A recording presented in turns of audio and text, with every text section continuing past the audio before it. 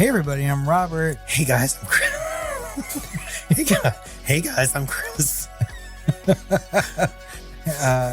We might be the Film Flamers, but I need to check and make sure that's actually my co-host. It is, but I got food poisoning and I dipped my voice box in acid. Well, stop that. Okay. I'll stop eating rancid meat. Well, I want to make sure, doubly sure, that it wasn't something that I prepared for you because my, culinary education depends on it. So no, I think you're in the queer. For quite some time now, but thank you. Good. Happy New Year, everybody, and Happy New Year, Chris. Yes, Happy New Year, everybody. And you too. This is our very first, thank you. This is our very first Shooting the Flames of 2025. My goodness, it sounds like the future. My God, I know. 10 years after the Back to the Future. I know, and yet I keep looking out the window hoping to see a flying car. Actually, I don't. I don't want to drive a flying car. No, it's a terrible idea. I know, fuck that. But in our first Shooting the Flames episode of 2025, we're discussing everything that we talked about at the end of 2024. So yeah, but that's how we do. But we should probably get started. We don't have any reviews. No, we don't, which is fine. Yeah. I mean, we were, trying to reach that pinnacle to be on Rotten Tomatoes, and then Rotten Tomatoes changed the game. Yeah. So one day, though. One day. But we do have a lot of comments and questions and so on. And our first comment is from our Shooting the Flames episode in December. Nikki over on Patreon said, "My inbox always welcomes you both. I commented on generational trauma because Chris mentioned in the Fog episode that he isn't a fan of the generational storylines. Timestamp 5630, according to the Film Flamers historian." Oh, thank you, historian. "Just thought it was an interesting observation and would be a great conversation. Also, so glad at the positive statements of Romulus. I really liked it and was surprised by the initial negative comments. Yes, tons of fan service, but I'm kind of here for it. It's like the payoff for my fandom." Yeah, I never hated it. I think even on our first watch, it was like 3.5. Yeah. And then I went back and watched it, just let myself be serviced.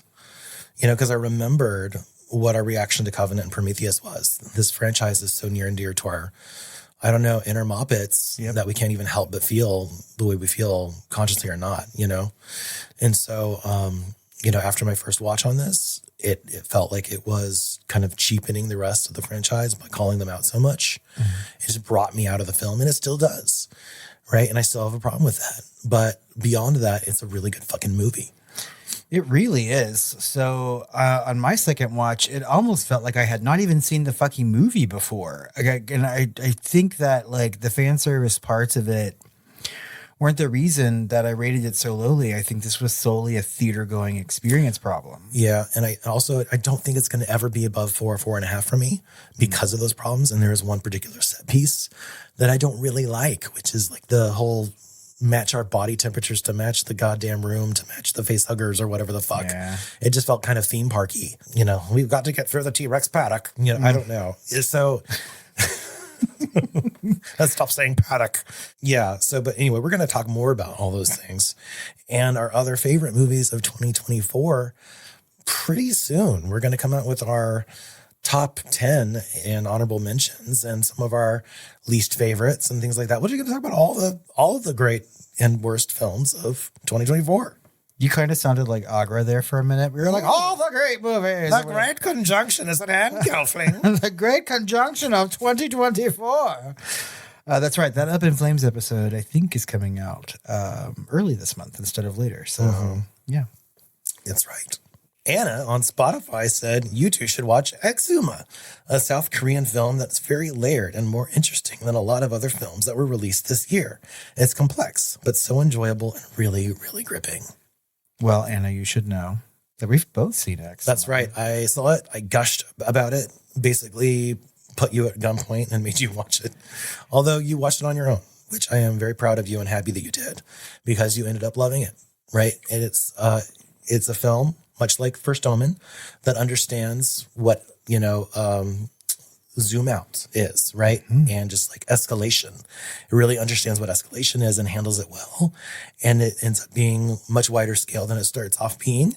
And I love that when movies do that, especially by surprise. So I'm not going to talk about Exuma really because I don't want to spoil it, because there's a lot. I don't know if it's like a spoily kind of movie, right? But it's got to be really fun on a second watch, I think, a little bit too. I really enjoyed it, you know, and I don't want to talk about it too much because I know that our Up in Flames episode is coming out and we are probably going to have some like longer in-depth conversations about the movie itself. But you're correct, Anna. It's very, very layered. I was pleasantly surprised. Yeah, it's like starts off as like a familial ghost story, you know, and then it kind of expands to like a national ghost story. That's right. Which I love. It was a lot about culture and a lot of things that I dig all wrapped up into one movie. And right. It was really, really good. And South Korean horror just continues to be bonkers. And I love it. At the end of 2024, we released a surprise episode for all of you listeners. And that was a hot take on Nosferatu, because we've been talking about Nosferatu a lot last year. And we got some comments from that episode. Joanne over on Patreon said, "Happy Christmas. I was so excited to see this episode. I also felt similar regarding this film. The section with Hutter in Romania was stunning, and that sucked me in." Suckled you in? It suckled. The framing, Holt's acting, the music, fantastic. I did not expect the mustache of Nosferatu and made him look like Zombie Cusick to me. It worked better to me when Nosferatu was more of a shadowy presence, though. I did not mind the end sequence with him. I also found my mind wandering somewhere in the middle of the film. I think Miss Ricci was... I'm so glad that's catching on. I think Miss Ricci was quite good, especially with the physicality. Yeah. Though I did have mixed feelings with her performance overall. It is a worthwhile in-theater experience, and I would see it again, as there is a lot going on. My rating is slightly higher at a 4, as the music and cinematography was fantastic. Wishing you both an amazing new year. Yeah, that was a great take, and it mirrors ours almost exactly. Yes. Although I did see it twice in order to see it with you. Mm-hmm. And I caught myself, you know, when your mind wanders in the middle, I caught myself doing that more because I knew what was happening. Yeah. And then the beginning isn't as good as I thought I remembered, because I remembered all the, Slovak, Transylvania, Wallachia, whatever you want to call it. Eastern European section of the film being more of it. And it's not. Like the beginning, the first 15 minutes or something takes place in London / Weisberg. Somewhere. So, yeah. And I feel like every time it's in Pittsburgh, it doesn't work as well. And I would agree with you, and I feel like it's safe to say that Nosferatu is not going to make our top 10 for 2024, although listeners, you'll have to catch that episode to be 100% sure. But you're right. I feel like the moments in the start of the movie that we both like so well move really, really quickly. And then we're given, the rest of it. And my mind was also wandering while watching the movie. And that's not a good sign for a film. No, you were borified. I was completely borified. But I can definitely see it being at a 4-star in the future if I am kinder to it. If I get used to the stash, things like that. I was kind of waffling back and forth as it was, Mm-hmm. I mean, I walked out of the theater going like it's a well-made movie and that deserves 4 stars, but yeah. And some people are going back with the whole, and I just, patronizing. Well, it doesn't have 1,000 explosions a minute, and it's not your MCU bullshit. So you're going to be bored, and then it's not meant to be that. And I'm like, no, like I actually really like The Witch. And things like that. I wasn't bored watching The Witch. It's not that it's abstract or slow or anything. I love slow burn.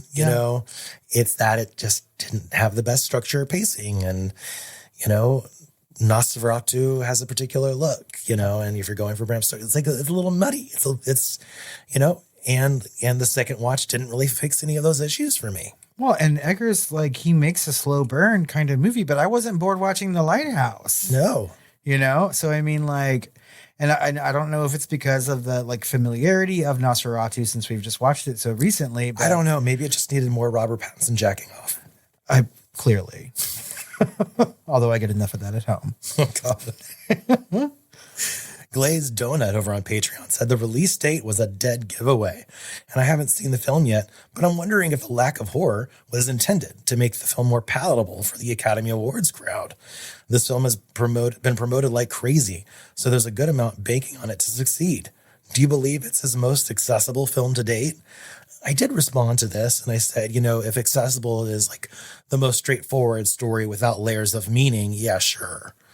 The Witch has a lot of layers of meaning. There's a lot of visual storytelling. Yeah. But in this movie, like everyone's sitting around talking about the plot. Mm-hmm. God damn it. And nothing's really left unseen or explained. So yeah, sure. It's maybe his most straightforward, just kind of disappointingly so for me. Because Robert Eggers was like a horror movie buff's horror movie director, Yes. And, this in some ways is, but it's also very, very straightforward. But I think that's because it suffers from being, as we discussed in the hot take, an adaptation of an adaptation of an adaptation, right? And it was already a watered down, simplified story of Bram Stoker's Dracula to avoid lawsuits, right? And so it's just copy of a copy. And I just really wanted his take on vampire folklore instead of just trying to do Nosferatu. So maybe in the future we'll get that. I don't know.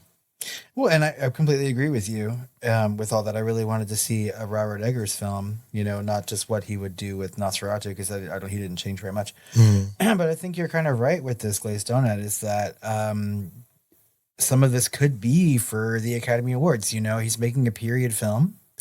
Much like The Witch was, much like most of his movies are. But, really toning down on some of the horror would make it a little bit more palatable for the Academy at large, right? Yeah, I just don't see the Academy outside of maybe costumes, production design. Yeah. I mean, there was a lot of talk about... the music is good, but it needs to be listened to in isolation to really appreciate it, I think. I think early on there was a lot of speculation about, Depp Ricci's performance maybe garnering some sort of a nomination. I don't foresee that happening. No. And then even though the Academy has changed its rules to where it will always have, 10 movies as Best Picture, If someone like Depp Ricci was nominated and not some of the other horror gals from this year. Oh yeah, I'd be pissed. I would be pissed. Even though I'd be happy for Depp Ricci, her mother, Christina Ricci, must be so proud. But there's so many other really amazing performances.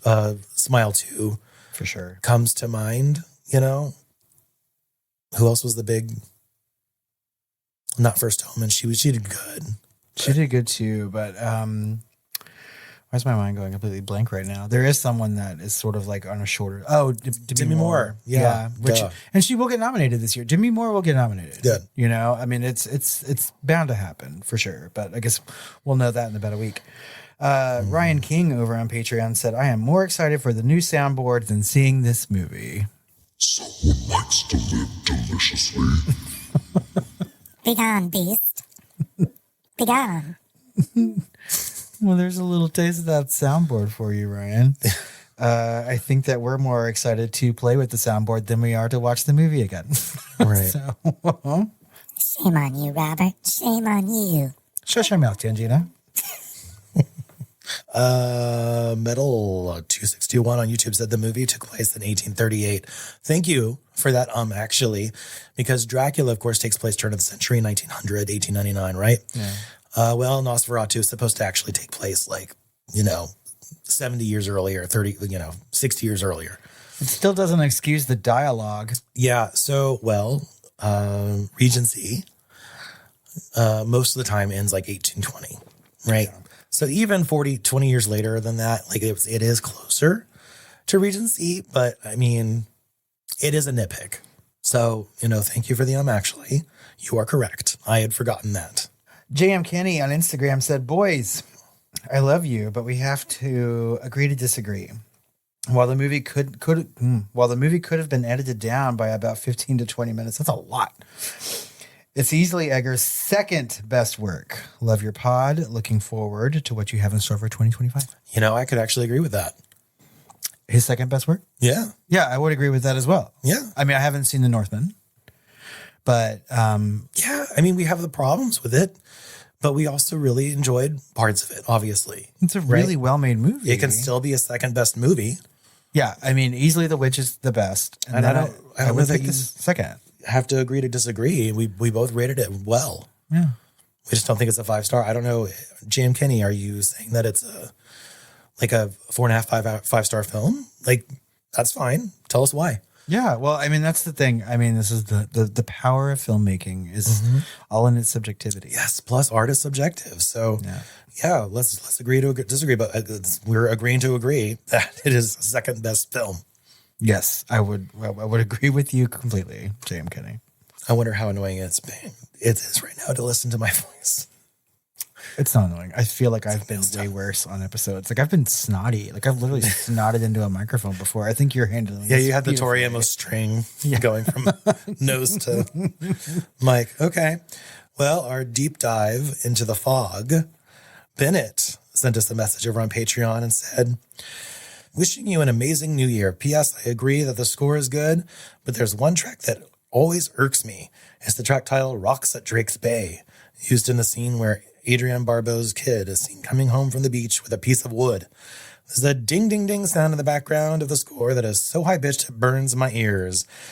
Every time I see this brief scene, I always yell, make it stop, make it stop. Is it just me? I didn't notice. I didn't either. It's not quite you know? No. From Exorcist 2. From our hot take on Us and Pet Cemetery, this is a blast from the past. GlazedDonut over on Patreon said, as ridiculous as this sounds, this was my first watch of Us. Original iffy reviews and my need to rebel against the love of Jordan Peele at the time kept me from watching the film. It had a great middle, but its slow beginning and plot holes ultimately brought the film down. I really like the actors and love that the main family just happened to be black as opposed to things happening to them because they are black. I do like Peele's films, but this one felt a little rushed and therefore more contrived than Get Out. Right. So Get Out, like I said at the time, felt like lightning in a bottle. And this felt like it was forced lightning in a bottle. Mm-hmm. And it did feel contrived to me and just really weird. Like the story was kind of, or the plot was serving the story and vice versa versus actual reality of the film. And it just, I don't know. It didn't stick with me. It didn't stick to landing for me. Still a great film. And the acting by Lupita Nyong'o is legendary. Oh, it's so good in that movie. And the thing is that I have not gone back to watch this a second time since its release. And I should and will at some point, but like, and things might change. But yeah, I feel like Get Out is just like one of the most amazing horror movies. Like it really deserved all the accolades that it got, come award season. Yeah. Works as a horror film at the same time, works as a comedy. Yep. Great acting, good social commentary. Although I am curious, why were you rebelling against your love of Jordan Peele? For real. I mean, I feel like that was a weird time to do it because Get Out had been done, but he hadn't really done much else. This was like his sophomore effort, you know? And so like I was reveling in my love for Jordan Peele when Us came out. That's why I was so excited to go see the movie in the first place. It was bathwater around my neck. From our deep dive into the mist, Random Dude over on Patreon said, thanks guys for another great episode. This is one of my all-time favorite films with an ending that blew my mind when I saw it way back in 2007. I sound like Harvey Weinstein. No, who do I sound? Harvey Keitel? Harvey? Not Harvey Keitel. And not Firestein. Harvey Firestein, yes. God damn it. I would also agree that this is a perfect movie, a timeless classic with great performances. Love the commentary, you guys. Really do leave no stone unturned with so much info and fun facts. Cheers. Cheers to you. We do love The Mist. Very much. Just as much as we love you, Random Dude. Rosie Red Leader over on Patreon said, this movie has been on my watch list for over a decade. My husband and I watched it last month. Oh my goodness, I knew the ending was a wet Grinch salad, but I had no idea how bad it would be for me. Thank you for the great episode, as always. Yeah, it's bad for everyone on that first watch. Yeah, it's really shocking. Sometimes it's so bad that you just start laughing. Mm-hmm. I mean, I didn't laugh, but I was. Well, especially for the people that know what's coming. It's like watching videos of like the Red Wedding or something from Game of Thrones. Like a reaction video. Yeah. It's like, yeah.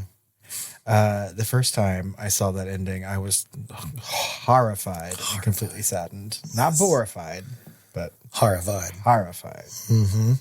Bennett sent us a DM on Patreon and said, hey, Tired Queens, you'll be shocked to know I still haven't watched The Mist. I am shocked. I'm shook. but am curious based on your comments about it being a microcosm of today's culture. Also, I hear it's supposed to be one of the best Stephen King adaptations.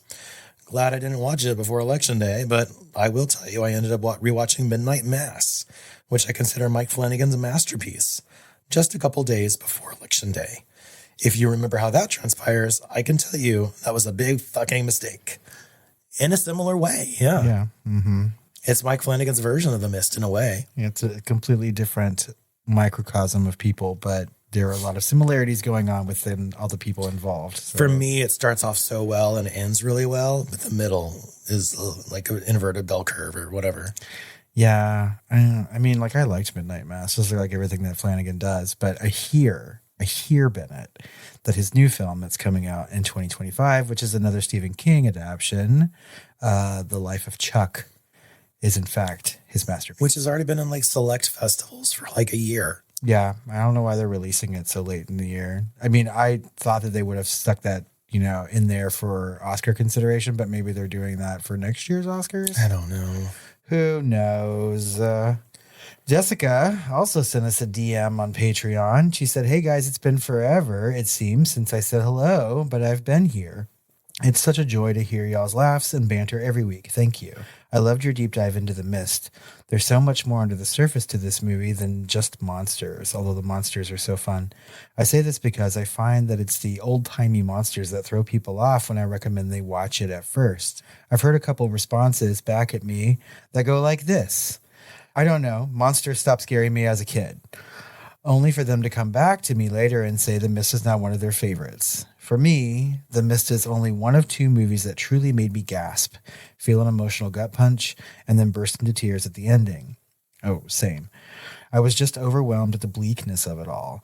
I watched it on a laptop with headphones, and I remember when the ending hit, just bellowed out loud, threw my headphones off, and just started bawling like a baby.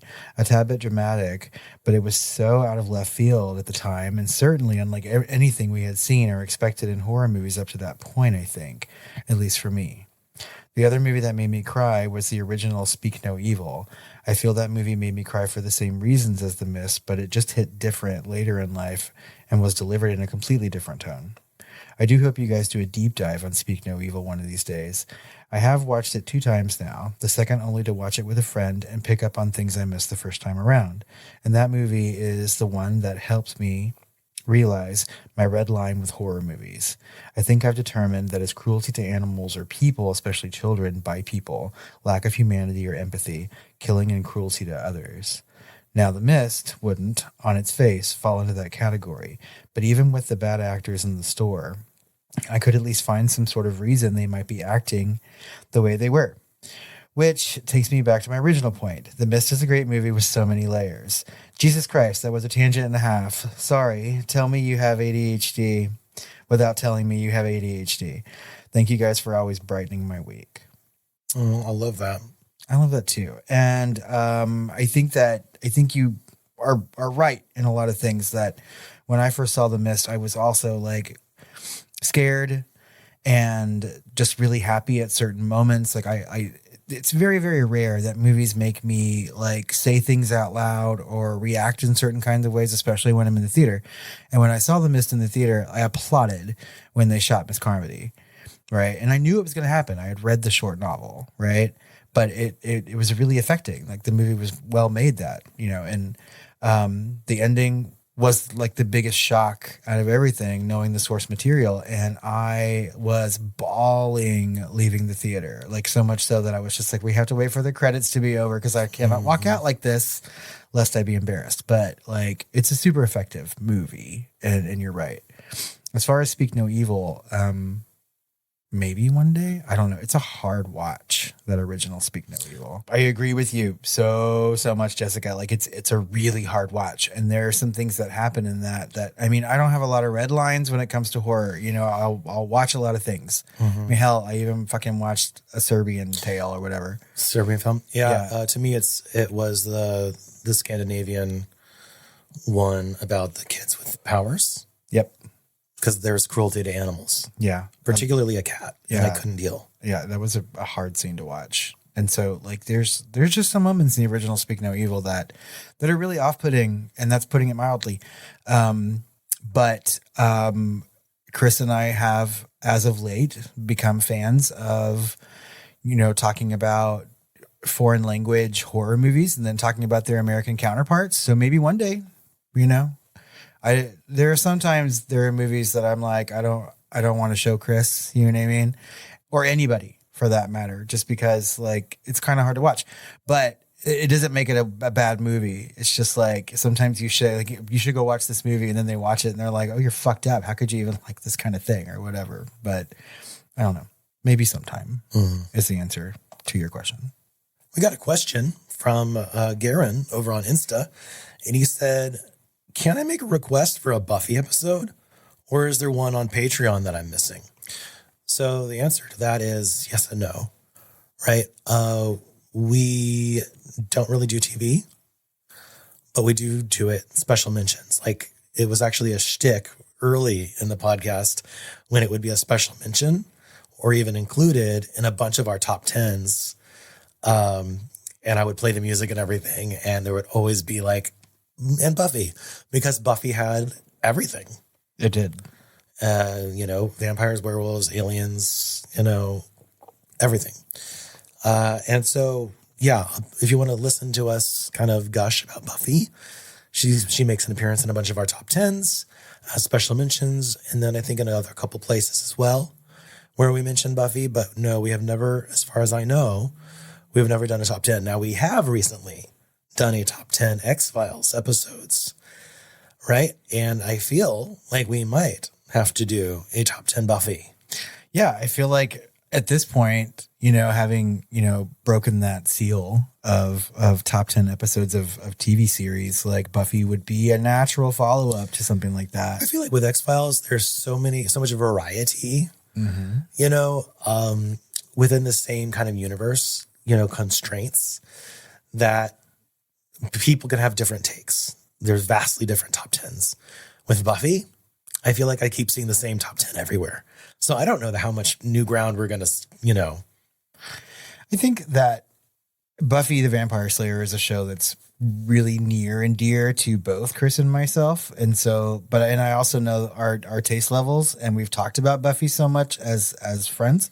So I feel like it'd be really easy to make that top 10 list, but I agree with you. Mm-hmm. I feel like our favorites kind of mirror what everyone else's is. But there's nothing wrong with making a top 10 episode that's like a pat on everyone's back. You know what I mean? Like, look at us for liking the best episodes or whatever. Yeah. It's like, okay, I might put in like one of the worst ones because I think it's fun. Yeah. Like some of the worst episodes I actually quote the most. Like the stupid one where like Willow becomes a hacker or whatever and like starts online dating this evil robot. Mm-hmm. No, I like that episode. And like the kid, like Miss Jenny Calendar's first episode, I think, as well. Mm-hmm. And then one kid is like, "You're not living unless you're jacked in," or whatever. And so, and it probably was around the time Hackers came out. I don't know. So that was kind of like their Hackers episode, and I quote that all the time. I do say "spank your inner mop" it a lot. Are you jacked in? To everybody. Oh yeah, that's a famous Charisma Carpenter line. Mm-hmm. And people don't know it's from Buffy. Well, maybe because people have not watched Buffy as much as we have, but I say it at work all the time. Me too. To my staff, I'm like, you need to go spank your inner mop it. And they're like, I don't even know what that means. And I'm like, well, then you're not jacked in. That's perfect. Also, do you say, this kitchen is clean? I'm going to start. Okay. We got some voicemails. Ooh. Our first voicemail is from Kimberly. I'm going to try and make it sexy. Not the voicemail, my voice. Hey guys, it's Kimberly. It's been quite a while since I've checked in with you guys. My life has been absolutely batshit insane the past couple of months, and I moved again. Anyway, I'm okay. Dealing with some mental health issues, but I'm getting through. And so just wanted to let you guys know I'm still listening. Still love you guys. I was going to send you a Halloween card and that never happened. So maybe let's cross our fingers for a Christmas card, but, don't hold your breath. So, yeah, just wanted to let you know I was thinking about you, and I sent you a funny meme, Thanksgiving meme, so happy post-Thanksgiving coma, and what did I just see recently? Heretic, Hugh Grant. Fucking amazing. Holy shit. You guys got to talk about that movie. Okay, talk to you later. Bye. Well, thank you, Kimberly. Always wonderful to hear from you, and I'm sorry that you've been going through some shit. Yeah, I have noticed that there haven't been as many voicemails or comments from you, so I hope that you're doing better. And we are always here for those comments. And at this point, we should be sending you Christmas cards, so please don't feel bad. Also, Heretic, we're definitely going to be talking about that film, although I'm not sure it's going to crack either of our top 10s. Not because of how bad Heretic is, but because how good the fucking year has been. That's right. It was really close for a while, but it keeps getting sort of edged out by other movies. But Hugh Grant in that movie. We will definitely be having a conversation about acting. And Hugh Grant is going to be on a short list for male actors.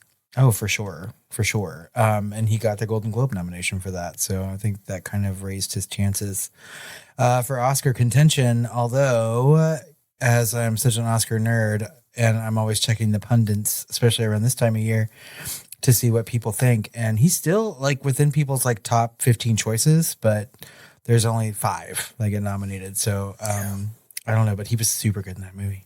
Next up, we've got we got a couple of voicemails from Scrotus because of our annoying 3-minute cutoff. Uh-oh. So I'm going to try and either piece these together, or if you hear 2 voicemails, that's what it was. So, hey, Chris and Robert. It's the Scrotus. I know I haven't talked to you guys in a while. Been kind of off the radar for a little while, but hey, I did want to open up before I forget. I want to let you know that I actually did my research to make sure that I was not the infamous peer on your messages.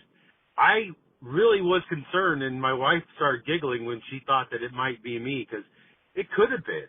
But I went back and I looked at my phone. I checked the phone calls that were made at that time, and it wasn't me. So we're all good, I hope, unless you can find some other things to get me. But I don't think it was me. Anyway, I wanted to talk about The Mist, and I'm so disappointed. I wish I'd be stomping my foot down like Marissa Tomei in My Cousin Vinny, because you should have watched the black and white version. Damn it. Anyway, I want to say that it takes it up at least a half of a star, just based on the fact that the black and white is not only a great mood for the movie. I mean, it makes it feel kind of like that 50s, the Blob type thing, but much better than the Blob. And it's that, plus it makes the CGI a lot more forgiving. I remember when I first watched The Mist, and I thought, man, that tentacle was terrible. Even when the movie came out, I was like, that's bad CGI. But in the black and white, it is so forgiving. It still it all holds up. It's great. And it adds to the mood of the movie. It really needs to see it. One last thing I wanted to mention about The Mist that I thought was great was Chris's insight into the leaders making like that subtle subtext, I guess, of the fact that the leaders were the ones that actually were doing the wrong thing, and it was somebody that just went out of their way on their own, was successful, and the others weren't. Lastly, you guys, I don't know if you thought about it, you just didn't bring it up, but the Darabont connection to Walking Dead. I mean, you had 3 of the big stars of The Walking Dead in that show, in that movie as well, as Shawshank Redemption. So there was a lot of his people, I guess he likes to work with, that were in that movie, and I thought that was really cool. Anyway, there were a lot of other things. I thought you were great with the fact of the bullet, put your heads together. I thought that was funny because it made me remember how Ted Turner had censored all the Bugs Bunny cartoons when they bought it, and there was a scene, it used to be in one of the Bugs Bunny cartoons where all the mobster bunnies stood together in a line and shot each other in the head because they were... Hey, I went a little long, obviously. Hey, I just wanted to follow up with the fact that Ted Turner's ruining our... Censorship is never good. We want to see the history of those cartoons. I thought it was great, and I thought it was funny, and it brought back that memory of that cartoon. That's all. That's all I wanted to say. I think you guys are great. I do think it was really cool with some of the things that were done in the movie. I think they hit a lot of spots where people, hit people's sensors on their horrors, like the spiders and the flying things and not being able to see stuff, being confined. All that stuff was in there, and I thought that was really cool. And that's it. I like The Mist a lot, and you really need to watch the black and white. I can't foot stomp that enough. It's so much better. And Darabont wanted it that way, and I think it holds up so much better that way. Anyway, when you get the chance, check it out again, maybe in a few months or something when you want to rewatch it. That's it. Love you guys. Sweet dreams. Peace. Always amazing to hear from you. I love all of that. Yeah, I think it was like something about the leaders. It was about anyone trying to control others. Right. Was kind of in the wrong or that could be incidental. I don't know. I'm not the writer of the film, but it's something that you can kind of take. It's a little Rorschach-y that way, microcosm, where you can kind of take what you want. But also, yeah, we really wanted to watch the black and white version, but we always kind of err on the side of what is the one that's going to be watched by our patrons. Right. And by basically the one that people have remembered. So we're all talking about the same thing. And so sometimes we can put in like theatrical or director's cut or something like that. Like with Alien 3, we did that. Mm-hmm. We made it a point for people to see the director's cut. But yeah, on this didn't, but I can guarantee you the next time we're definitely going to be watching the black and white version. Because I think that's also how Stephen King envisions it, Mm-hmm. right? Because we were talking about the source material in that episode, and Stephen King really views this story at least as something similar to being at a drive-in and like having your arm around your significant other and just watching something like classic and scary. And so I think that with Darabont's appreciation of King, he would also want to make the movie adaptation kind of the way that King would see the story, right? So I think that it fits. It also makes it a little more cinema verite, like documentary-ish. Yeah. And also, I mean, like at its timeless face value, the Mist is kind of like Twilight Zone-y kind of thing, and it sort of like fits into that classic kind of horror. So I think you're absolutely right. And yeah. We really do want to watch the black and white one. Now, sir, are you just saving face? Were you really the infamous peer? I mean, because it has to have been someone who's called us before. Was it Kimberly that said, like, if it was her, there would have been a fart or something? That's right. She said it would have been farting. No, it wasn't someone that called us before, because I think in the same, like, group of weeks or something, we got someone calling their pharmacy or something like that. That's right. No, the pharmacy was calling them. Oh. Or someone was calling just like to make sure they were coming to their appointment. Well, I cross-referenced the number. Okay. And we hadn't gotten a call from that number before, so who knows? Okay, well, I mean, whoever it was, that was some magnificent peeing. Yeah, it could have been a true rando. I don't know. Honestly, I'd kind of forgotten about that voicemail until now, so thank you for that as well, Scrotus. It's good to hear from you again. Yeah. We have some new patrons. We do. We have Richard Best. And Mel Starmer. Welcome to the family. That's right. We hope that you're enjoying everything over on Patreon from us and are joining in the chat and everything. But we have to shout out our patrons at the Film Flamer tier or higher. And at the Inferno level, we have... Call me Lestat. And Penelope. And in the Flamers tier, we've got Alex. Anthony. Ashley. Ben. Glazed Donut. Jessica. Lisa. Nikki. Random Dude. Rosie Red Leader. Sinistero. Wallstritch. And William Skidder. Ooh. Thank all of you guys for your continued support. If you would like to join our Patreon family, head over to patreon.com/thefilmflamers. Join and we will read your name on the next Shooting the Flames. That's right. And I want to especially thank Jessica for the long note. And of course, hearing back from Kimberly, William Skinner, Random Dude, all of you guys. Thank you so much. And thank you to GlazedDonut for continuing to go back and commenting on some of our older episodes and older Patreon episodes. Hell yeah, I love that. Mm-hmm. Horror news. We have to kick off our news segment with something sad.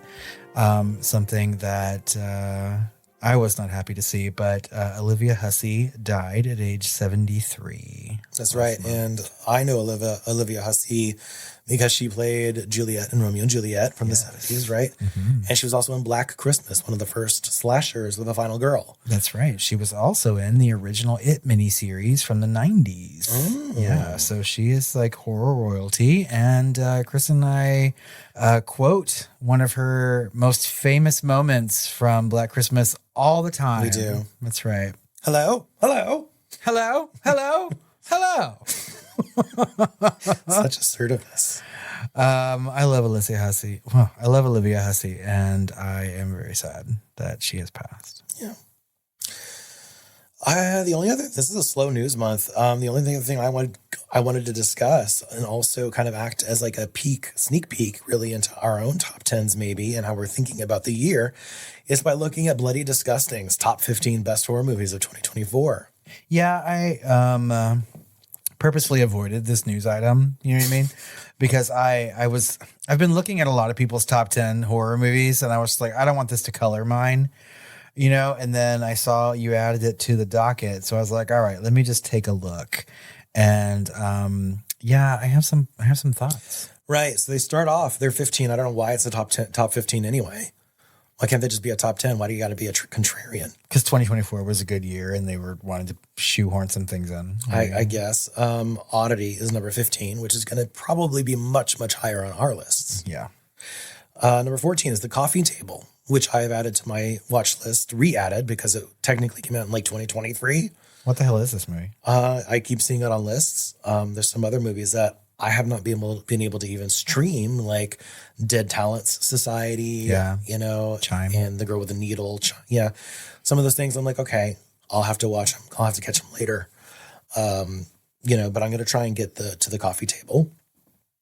There's another one called 13 called Woman of the Hour. Oh, why is that even in the horror list? I don't know. It was directed by Anna Kendrick and stars Anna Kendrick, I guess. Yeah, it's a true crime film. So, I mean, maybe I've never seen it, you know. Yeah. So it's the story is, of course, the dating show, the dating game killer. Yeah. Yeah. Where he showed the serial killer on there or whatever. And he ended up killing the lady. So I actually wanted to watch this movie. And so this is the only thing on the list really that I'm like sort of like prioritizing before our own episode. Okay. So we'll see. Number 12 is Stop Motion, which one of our patrons actually told us to watch. And I have wanted to watch this. This movie came out early in the year and it's been on Shudder all year long. And I keep seeing really good things. We've talked about the trailer on Shooting the Flames. And like, I don't know how in the world that Chris and I both missed this in 2024. So maybe this one needs to be prioritized as well. Yeah. Number 11 is The Devil's Bath, which I just recently saw. And this is by the same director as The Lodge. So expect a wet Grinch salad of the wettest and coldest variety. Yeah. And I was also kind of horrified. Uh-oh. So that's not going to be anywhere near. In fact, it's my second lowest rated film of the year. Ooh. For horror. Ooh. Yep. After that, coming in at number 10, so we're cracking the top 10 for Bloody Disgusting, Azrael, which we talked about in our episode from The Overlook this year, where we caught that one. Right. And how dare you put one of our newest and best scream queens of Samara Weaving in a film where she can't scream. That's correct. Azrael, get that voice. And that's all I have to say about that. Coming in at number 9 for Bloody Disgusting is A Quiet Place, Day One. Right. And that might have a similar spot on our own list. I don't know. Yeah. I mean, it was a good movie. Again, with Lupita Nyong'o, if you want any movie to have amazing acting, just, cast her. Just pluck her out. She's great in horror movies. Number 8 was Infested. I was surprised to see this. I have not seen it on many other lists at all. So I was happy to see it because I don't know if it's going to break our top 10, but it might. It very well might. So Rotten Tomatoes will rank the horror movies, not even solely based on tomato score, but oftentimes that. And so Infested was very, very high on their list almost all year long. So, but yeah, we also watched this at the Overlook. Yep, French spider movie. Love it. Fucking love it. So good. Number 7, I saw the TV Glow, and this was not made for me and Robert. No. And we did not latch onto it, did not connect with it. We saw it at the film festival, and people were just gushing over it, but it did not click for us. And so it is neither on our it's not at the bottom of our lists, but it's not anywhere near the top either. So do not expect that in our top 10. Yeah, it's not going to happen. Number 6 was The First Omen. Wow, I like The First Omen, and this is probably going to be higher on our list. Yes, I would say so. Along with Smile 2, maybe. Smile 2 was excellent. That was number 5 on their list. And Exuma, we're getting into the good ones, yeah. And Exuma is going to certainly be in our top 10, I believe. Yep. Long Legs, I'm not sure. Yeah, Long Legs for me was a movie that I was just like, I mean, I was so looking forward to it. My expectations were really, really high. Same. And so, like, I don't know if it suffered from that. I don't think that it was a bad movie, you know? And so I'm really anxious to see, like, where we place it. I was definitely not bored. I was not horrified. No, I liked it. Right. That was our number 3. So number 2 is The Substance, which is probably going to be close, if not our number 1. Oh my God, I cannot wait to have a lengthy discussion about The Substance. Yeah, we need to deep dive that.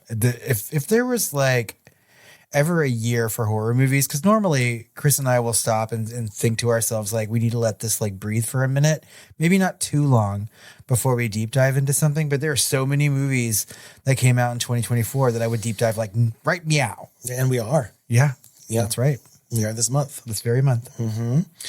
Their number 1 is Nosferatu, which is shocking to me. I'm not shocked by it. Honestly, I'm not shocked by anybody who's putting it very high. I could see it in top 10. 10s, but number 1, I just would never have expected anyone to put it number 1 in 2024. I mean, of a year of amazing horror. Yeah. There's just so many movies like The Substance, for instance, that are not only better, but like more important. I would agree. Of course, that's subjective. We need to follow our own rules there. It is true. You know, subjectivity is paramount when you're talking about film, you know, but this is coming from a publication and they keep saying we, right? So this is not one guy's, theoretically, this is not one guy's list. This is a team at Bloody Disgusting. Yeah. Where they're aggregating their own list. That's true. But this, I don't feel like that's anyone's number 1. And so it just feels like someone passed them some money under the table. It could be. I mean, like, as part of that marketing push. One of our patrons in this very episode mentioned that there's been a huge push for this movie. And there was like and this. You know, they're in bed with Bloody Disgusting. Well, I mean, like, so Bloody Disgusting is also financing their own films at this point. Like, we have them to thank for VHS Beyond. Oh, you know, so would I thank them? Well, no, you wouldn't. But I thought that was Blumhouse. oh, but yeah, I don't. It's an interesting list, I guess, to say the least. But like I don't know, Nosferatu is number 1, kind of bothers me. But there's a lot of things that are missing. Right? Where the fuck is Mads? For real? Like I feel like any artsy horror fan would throw that into a top 10 or at least a top 15. Oh yeah. And I don't know where Alien Romulus is. I feel like it should have at least been a special mention. Yeah, that's a fucking oversight for sure. And Maxine. I can see how Maxine might not crack a top 15, you know, but like Yeah.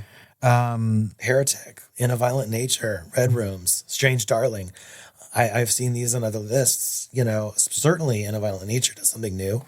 Red Rooms is not talked about at all. No. And it's streaming on Shudder now, you know what I mean? Yeah. So like when it was first released in the theaters, very, very limitedly, I saw a couple comments online of people like really liking Red Rooms, and I really liked Red Rooms a lot. You know, if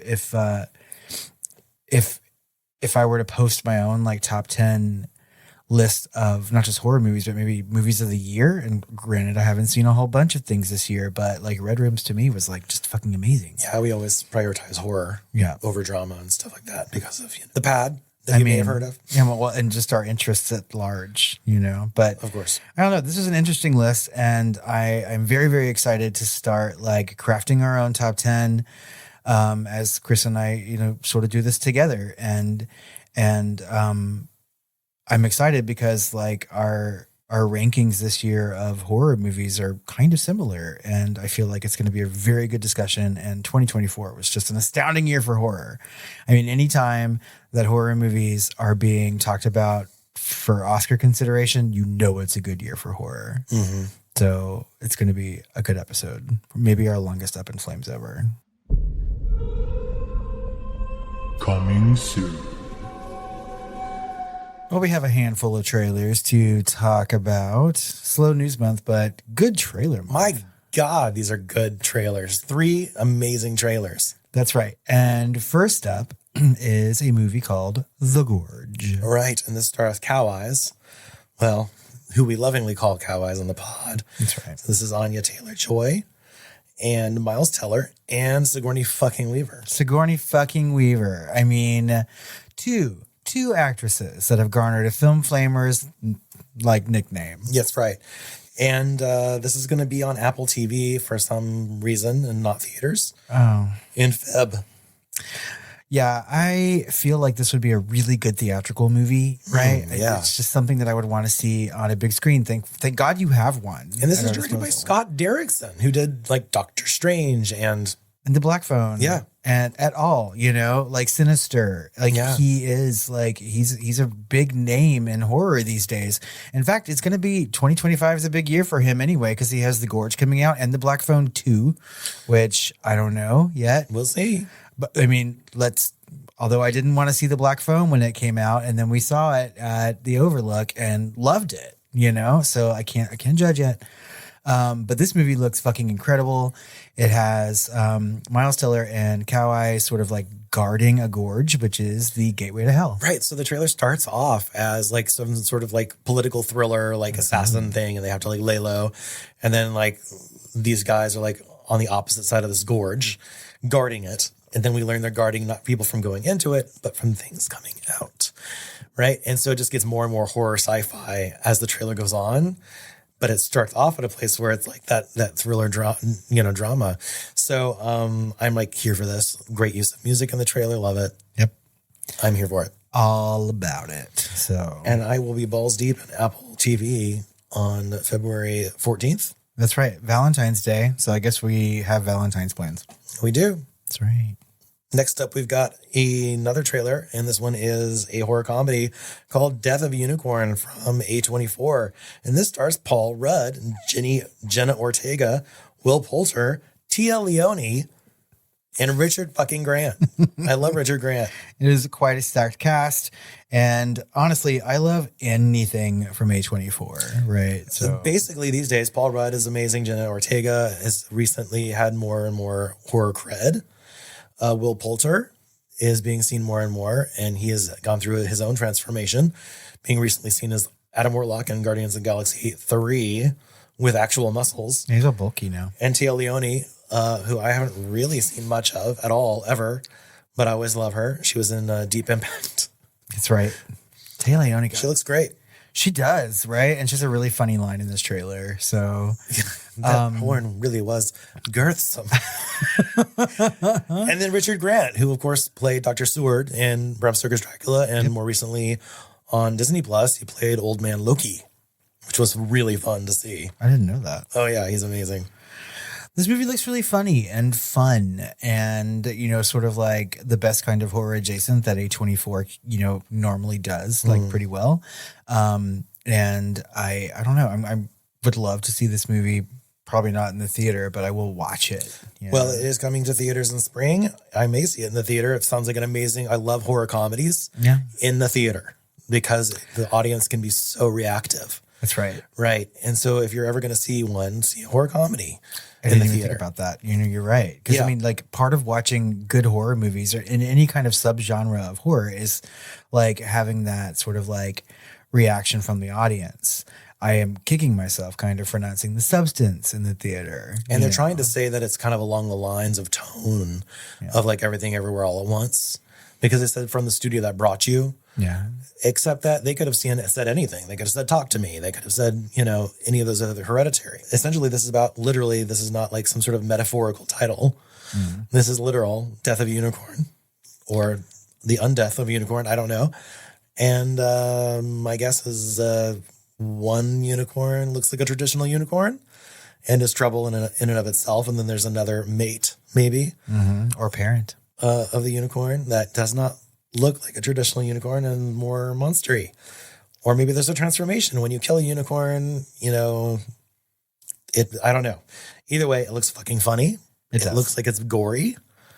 There's some great lines. Tia Leone and Richard Grant are chewing up the scenery. And I'm here for it. A24 horror movies have the best screenplays, right? I mean, like Heretic for sure this year is really, really good. And so like this movie looks very, very talky, and I like that. Like I'm here for that. So the last trailer that we have to discuss is one that I feel is really, really good. Probably one of the best trailers that I've seen in the last like 10 years plus. Same. It's one of the best trailers I've probably ever seen, just from its use of design and how it was put together, especially with music sound design. That is correct. And of course, we are talking about what has become one of the most streamed trailers ever, and that is 28 Years Later. Right. And this is Danny Boyle and Alex Garland reuniting. Right. So Danny Boyle, of course, did the original. I think he produced 28 Weeks Later, but did not direct it. Correct. And had a writing credit. But he directed famously 28 Days Later, and Alex Garland famously wrote 28 Days Later and probably had a writing credit on Weeks, right? Meanwhile, Alex Garland has become a horror director himself. That's right. Many times over, to varying degrees of success. His last one was Civil War, which we had some problems with, right? But Danny Boyle, Alex Garland coming back, along with Cillian Murphy. I don't know how much of an acting role Cillian Murphy will be taking, maybe even as a zombie. I don't know, but he is executive producing it. So Cillian Murphy is coming back in that regard. Aaron Taylor Johnson in his 500th appearance in a horror film this year, and along with Ralph Fiennes, however you say that. Yeah, Rafe. Which is always shocking to see him in any kind of genre piece. That's right, because he's normally like he's a big drama guy. Yeah. He'll definitely get nominated for an Oscar. His brother this year will show up in pop culture, but Joseph, the more attractive of the Fiennes, the finer fine. Yes. As one would say. Yeah, usually he is the one in the horror. But Ralph is not a stranger. Rafe, whatever. He has played himself Voldemort in horror-adjacent Harry Potter. That's true. And he has also been a dragon in Red Dragon. I don't know what that is. Hannibal. Oh, you're right. Okay. I was just like, is it a dragon movie? He's never played a dragon. You're right. He did play like the Tooth Fairy killer, right? Yeah. But guys, if you have not seen this trailer, you have to go see it.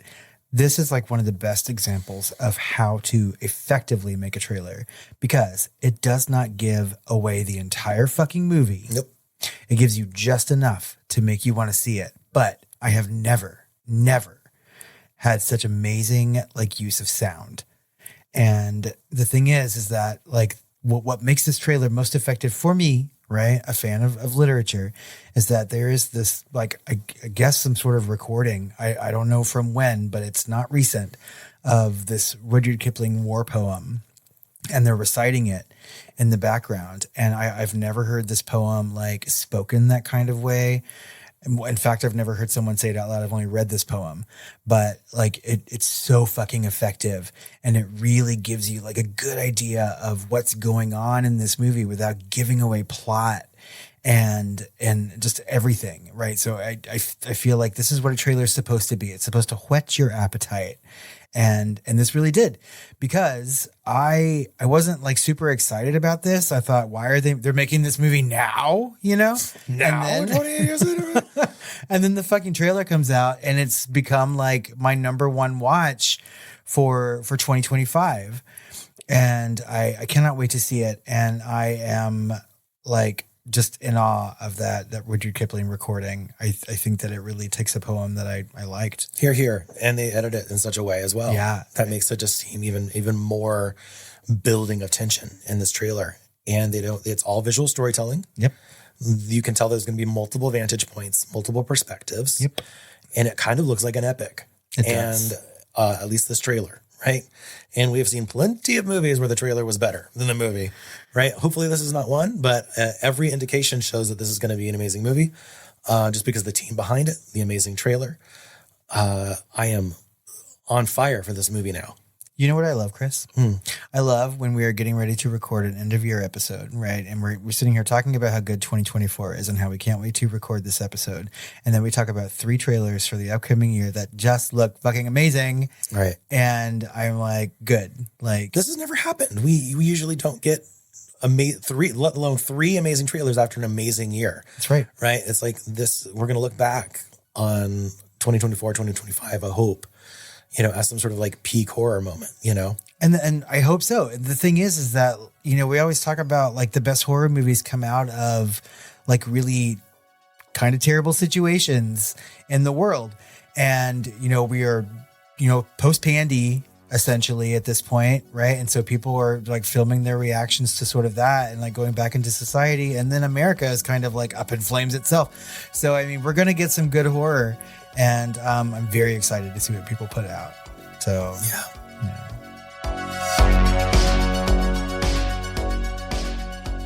Well, I think that just about wraps up our Shooting the Flames episode. The first one for 2025. We have more coming out for you this year, but this is number 1.